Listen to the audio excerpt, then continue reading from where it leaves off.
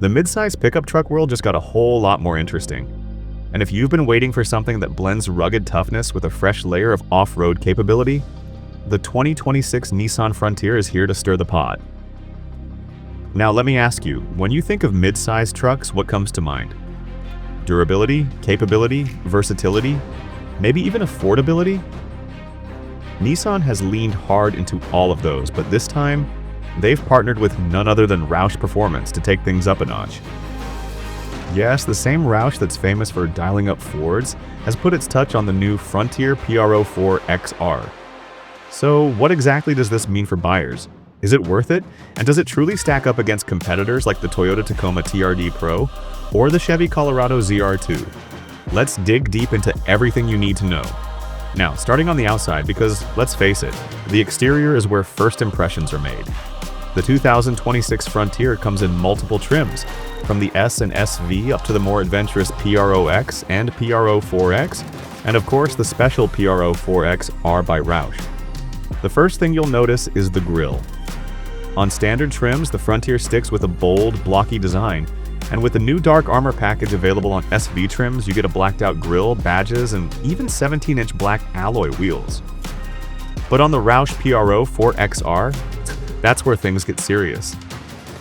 Titanium-painted grille inserts, a matching skid plate, a titanium lower fascia, and even lava-red tow hooks make it look aggressive right out of the gate. How about those wheels? On most trims, you're looking at 17-inch alloys with new darkened or titanium finishes depending on your package. The PRO-4XR goes further with titanium-finished wheels and black lug nuts, wrapped in two 6570R 17 Hankook Dynapro AT2 Xtreme all-terrain tires. They don't just look good, they're built to grip hard surfaces, loose sand, and rocky trails with confidence. Headlights and taillights also get some love. For 2026, LED lamps are now standard on S and SV trims, which is a nice touch since many rivals make you pay extra for modern lighting. Up front, the headlights are sharp and functional, while out back the taillights are more traditional. Though, I'll be honest, they don't exactly push the design envelope compared to something like the futuristic Toyota Tacoma. Still, they get the job done. Now, let's talk about size. The Frontier continues to offer both king cab and crew cab options, with either a 5 or 6 foot bed depending on your needs. Dimensions remain on the mid-size side, so while it's easier to maneuver around town compared to a full-size Titan, don't expect massive bed space. Ground clearance varies depending on trim, but with the Roush PRO-4XR's 2.0-inch suspension lift, you'll get noticeably better approach and departure angles, making trail runs far easier than the standard setup. Stepping inside, Nissan has made an effort to refine the Frontier without straying too far from practicality.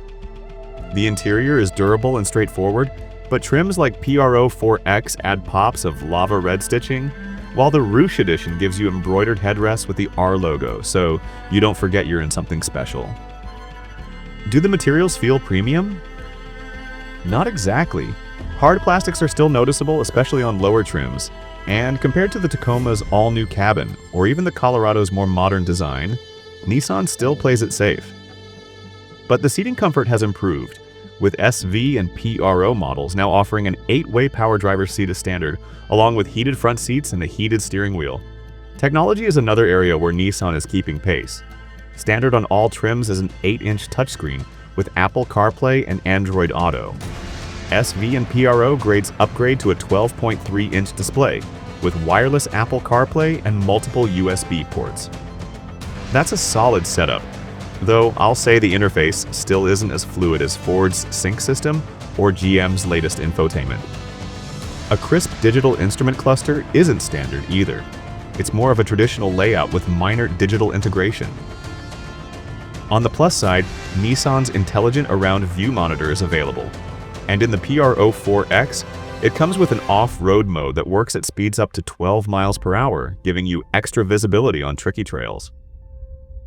Cargo space is what you'd expect for a mid-sized truck. With the 5 or 6 foot bed options, you get flexibility, though it doesn't outshine the Tacoma's clever storage solutions. The bed is functional, rugged, and designed to handle tools, camping gear, or off-road essentials, but there's nothing groundbreaking here.